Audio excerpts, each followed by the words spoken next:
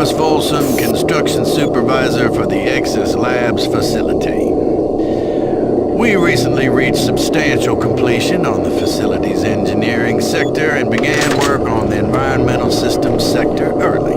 At this rate, we should be able to thread some big boys up in Central Authority and score our completion bonuses. Last week I reviewed the construction documents and found another item where we can cut costs. My glass subcontractor mentioned the Moxon pressure seals for the exterior windows can be replaced with much cheaper mix-off seals. I submitted the alternative material selection to the base architect for review. On our Tuesday progress meeting, he argued the mix-off seals are thing. He complained that those seals are inferior because they're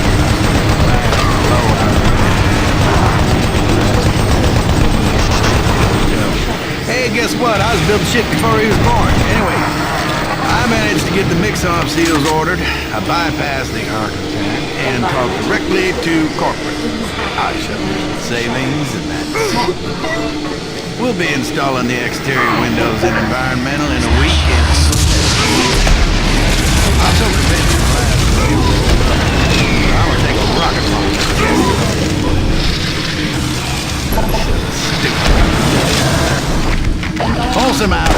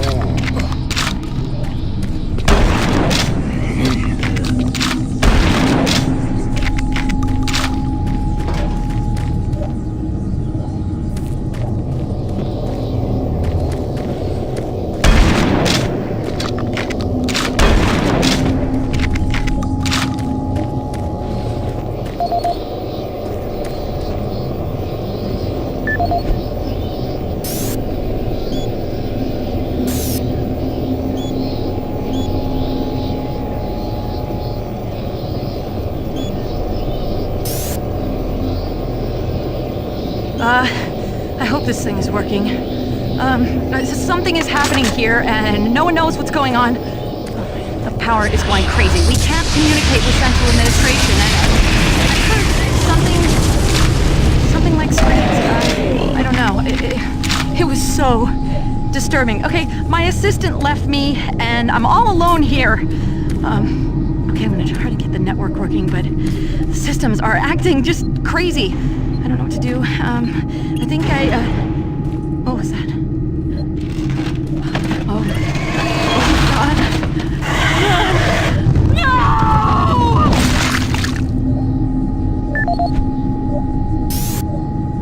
This is Bernice Tooley, Operations Coordinator stationed in Exis Labs. I would like to file my third formal complaint to Central Authority about the problems with the work environment here in Exis. It has become increasingly difficult to be productive while construction is going on throughout the facility. The construction workers are rude, lack common courtesies, and are overtly sexist. They use our office space as an unauthorized shortcut and track dirt and debris as a result. In addition to their mess, they insist on drilling and hammering during our core staff hours. Some of them have repeatedly made inappropriate comments that clearly fall under sexual harassment. When I approached the construction supervisor to remedy the situation, he told me in no uncertain terms to mind my own business. Actually, his exact words were, "Don't worry your pretty little head about it." We are already on edge with the unexplained events occurring around the facility, and to add this insult to our tight schedule is too much to bear. If I cannot persuade Central Authority to take this complaint seriously, I'd like to remind them of Section 20, Paragraph 9 of UAC's Facility Regulations Code. It clearly states our employee rights, and we do not need this nonsense. I suggest you reprimand the individuals responsible and take adequate measures to ensure it doesn't happen again. Do not make me log additional complaints. Bernice Tooley, signing off.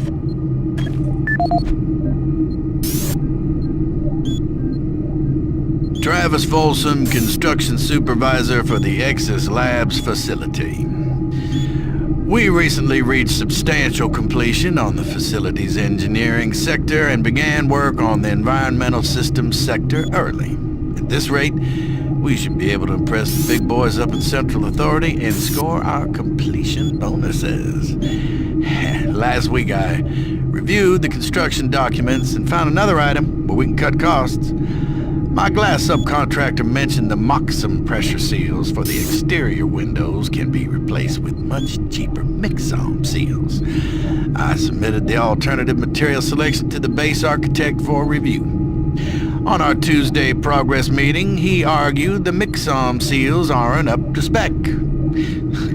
He complained that those seals are inferior and could cause air leaks or glass blowout. What the hell's he know? Pencil-neck draftsman thinks he's designing a fancy hotel. Hey, guess what? I was building shit before he was born. Anyway, I managed to get the Mixom seals ordered. I bypassed the architect and talked directly to corporate.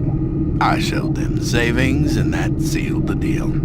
We'll be installing the exterior windows in environmental in a week, and he will never know the difference. I'm so convinced the glass and seals will hold up that I'm gonna take a rocket launcher and test it on those windows in need be. That'll show the stupid architect. Folsom out!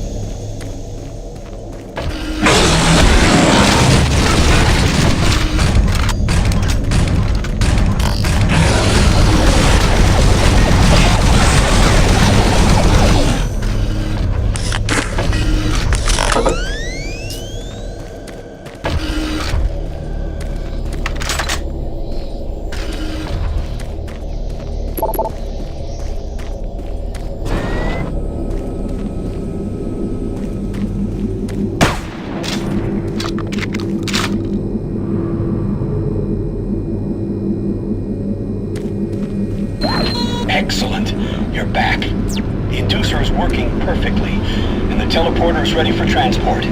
Here's the situation. There's a teleporter outpost in the other dimension, and it's still operational. It's very powerful, and it has a range that could lead those demons all the way to Earth. I would disable it myself, but it requires 2 people to do it. One person at the outpost to initiate the teleporter, and another person here to transmit a power surge to destroy it. I know it's a lot to ask, but you'll need to go to the other dimension, find the remote outpost, and initiate the startup sequence. You're our only hope of defeating this evil. I've got the teleporter ready to go. All you need to do is go into the chamber and initiate the sequence. I'll handle the rest from here. But before you go, I want to give you my personal account of what happened here. It explains everything. The advanced teleporter, how the madness started, everything. It's over there on the console. Please take it. The world needs to know the truth. And good luck.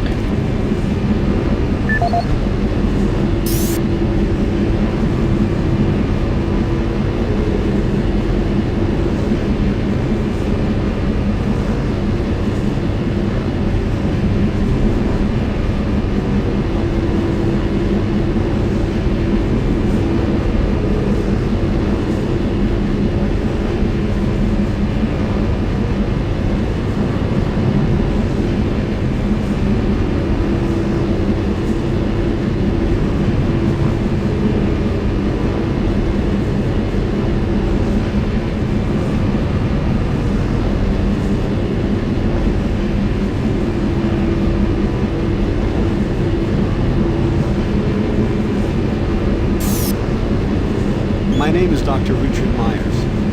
I'm a research specialist stationed in Nexus Labs. I don't know who'll be hearing this, but I wanted to alert someone of the disaster in Mars City. What has been unleashed across this base is an unimaginable evil, and we only have a slight chance of stopping it. The research I participated in was the next step in teleportation. To give context to my research, back in 2115, UAC researchers discovered an ancient Martian civilization. At the Urbis dig site, they found a Martian teleportation device. It was non-functional, and all attempts to start it proved fruitless. It took many years, but the researchers managed to learn enough from the device and other wall carvings to reverse engineer it. The first prototype teleporter, codenamed Project Mercury, was built in Delta Labs and became operational in 2139. This teleporter was only capable of short distance travel and limited quantities of matter transference.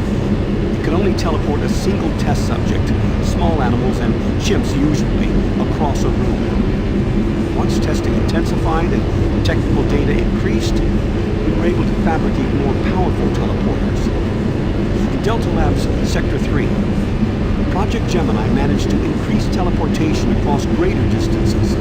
In addition to the increased range, we found we could begin transporting human-sized subjects. It was during this stage we began to see the effects of opening up these portals to that strange dimension. Our scientific curiosity overruled the obvious warnings, and under Dr. Malcolm Etruger's direction, we continued experimenting.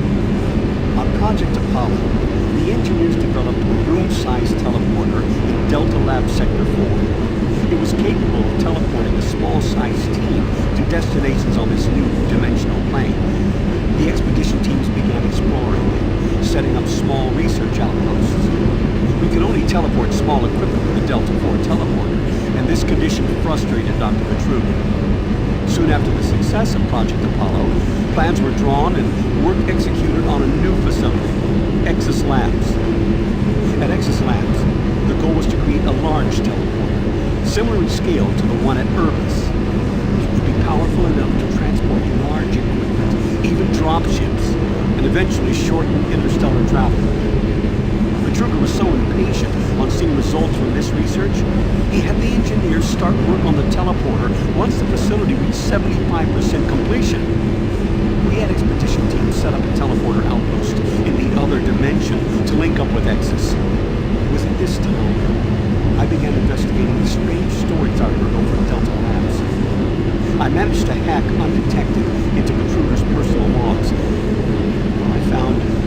scared me to the core.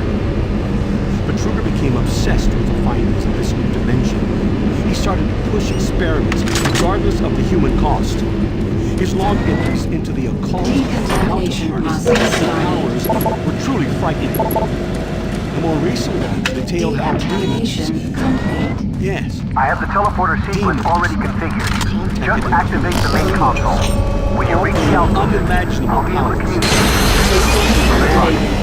Teleportation will commence in T-minus 3, 2, 1. Dimension was hell itself. By the time I realized